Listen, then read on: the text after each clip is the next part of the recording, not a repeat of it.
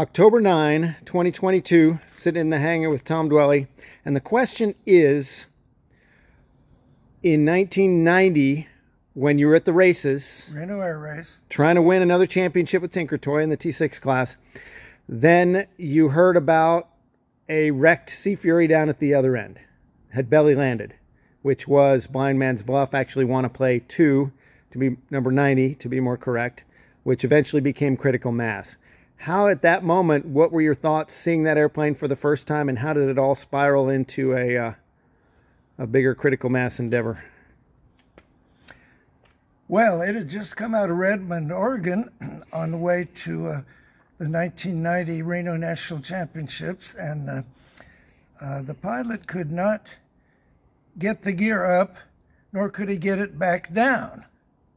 So he flew that way, all the way into Reno Stead, north of Reno, Nevada, the old Reno, the Stead Air Force Base, where I went through survival training. And he landed with the gear half down and ended up in a mess off the side of the runway, and it was a mess. So I looked at that and said, "Oh my God!" I'd seen it there before when Skip Holm was flying it, and Joanne Oster tried to, and it's a handful. And it was a mess. And Tommy will show you a picture right now to insert that. Oh, that's a good one. And you can see it's all scraped up on the bottom. It was a huge mess. So we jacked it up and put the gear down and in the hangar. And I said, wow. Peggy got in it. She was the first one. My wife, Peggy was racing in the biplane class at that point. I was her crew chief. And that was a struggle, racing 2 or 3 airplanes at one time. So Peggy gets up in the cockpit, and her eyes lit up, and I said, "Pegster, what do you think?" She said, "Wow." She said, "I don't know what it feels like to have a hard-on, but I think I got one." So that's the long and the short of it. And I told that story at the next meeting we had at the Professional Race Pilots Association, and it totally brought down the house, as you might imagine. And she was mortified. That could probably be the start of my divorce. But in the end, we took it apart and brought it home in sacks. I think we brought home about as much Nevada sand and rocks. And Tommy helped me take it apart, and we stripped it. And I can remember redoing the center section there with a steam cleaner, and then we repainted and started putting it back together, and then our mechanic, James W. Flanagan, helped us, and Jimmy worked for me for 18 years.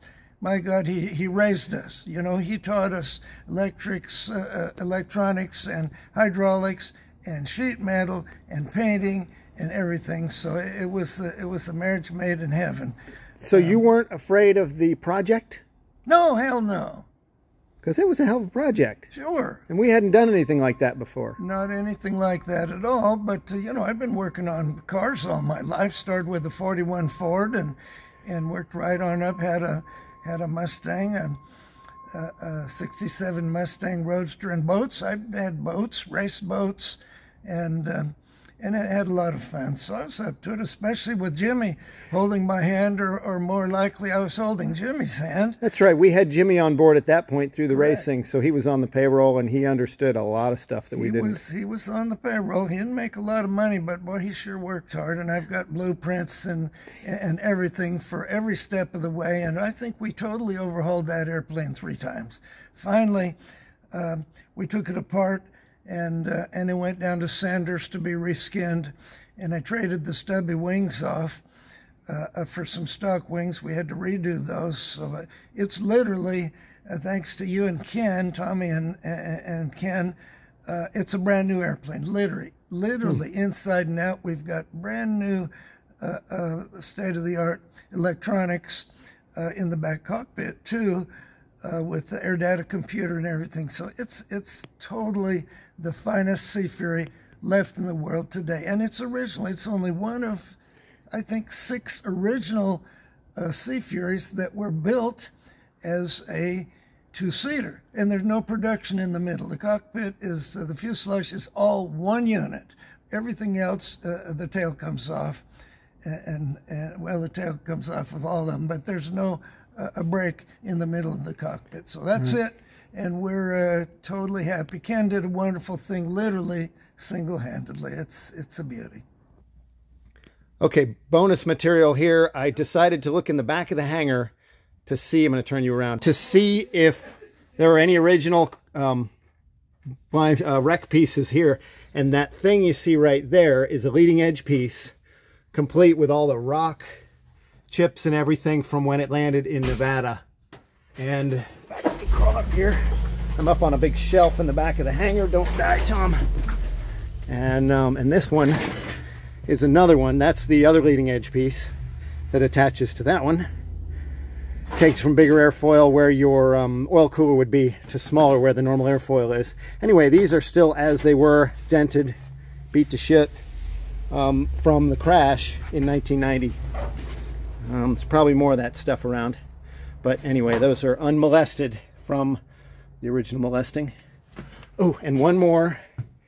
This, which I didn't know was here, when the nitrogen bottle opened up, this was structure. This was a, you can see it's a, they call that a hat section probably, and it's just squished flat right here.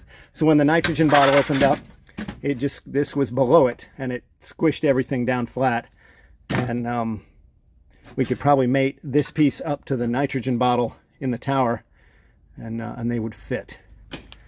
Oh man, so many little bits and pieces here, but that's for another time.